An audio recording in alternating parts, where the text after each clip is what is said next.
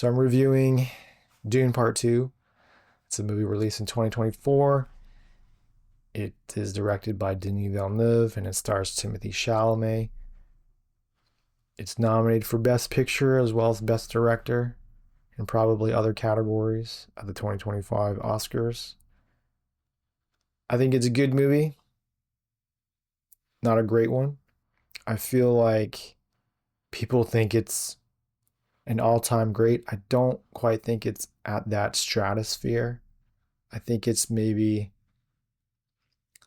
a level below Lawrence of Arabia, an all-time great movie that has clearly inspired this movie and the Dune universe. It's a movie released in the early 60s, but it's based on the exploits of T. Lawrence during the First World War.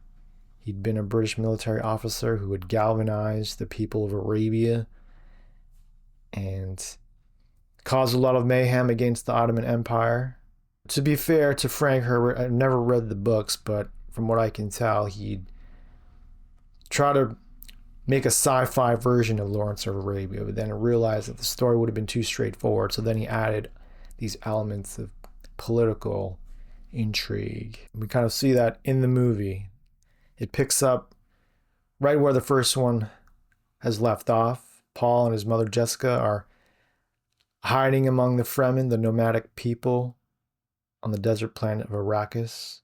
His dynasty, the House of Atreides, has been more or less wiped out following a betrayal by the Emperor behind the scenes, by the House of Harkonnen or Harkonnen that had previously been the stewards of Arrakis and the farming, harvesting of spice, the magical drug that makes everything happen in this universe. Now, as an aside, maybe I had been paying attention while watching the first movie. I thought that spice had been literal fuel for their spaceships, but it's really just a drug that navigators use to give them hyper awareness in order to be able to navigate among the galaxies. It's not literal fuel for the spaceships. It's fuel for their mind, in other words. That's what makes this planet, Arrakis, so important to this movie and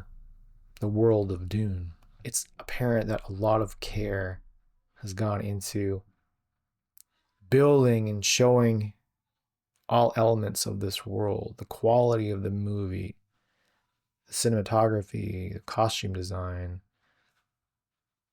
the effects is top notch. But I'll be honest, it's hard for me to take seriously. I'm not a fan of space operas. Whenever movies have extended scenes of characters speaking fake languages, even if it's clear that effort has gone into thinking things through. I know that Denis Villeneuve had hired a linguist to develop the Fremen language. For me, it just comes across as really try-hard, almost pretentious. You could argue that real-life languages, the language I'm speaking right now, is just as arbitrary, and traditions and ceremonies, outfits, as ridiculous as they might seem watching a movie like Dune, we have something similar in our world.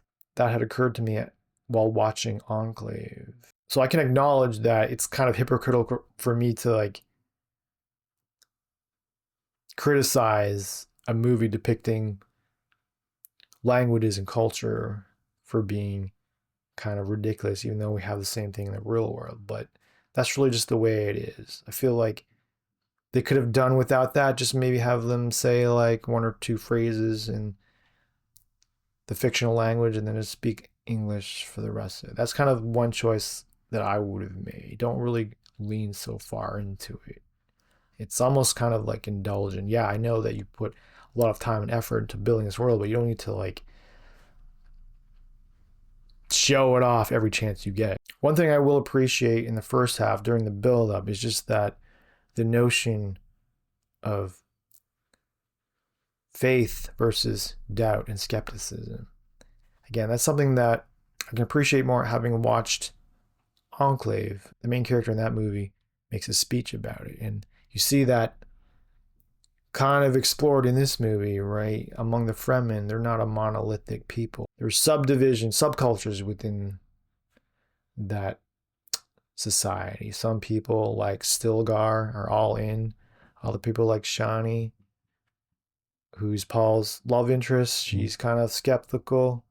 Even Paul himself, he's reluctant to assume the Messiah mantle that his mother and the Bene Gesserit are pushing upon people. I appreciate that aspect of the story and that character. Interesting plot twist. I won't spoil. That kind of made things interesting.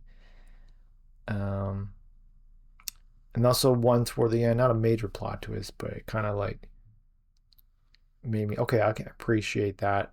And the latter half of the movie is more interesting. It's a good movie. If you're a sci-fi diehard, you're really into like cosplay and sword fighting and elaborate ceremonies, I think you'll love Dune. But for me, it just kind of like takes me out of the universe. I just want to see like the technology. That's the most interesting aspect. Watching this movie and Dune 1, I couldn't help but think how amazing a video game set in this universe would be. Like, I think it would actually be a better video game than a movie, right? Especially if you had shorter cutscenes, not as drawn out sequences, being able to play with the technology in this world.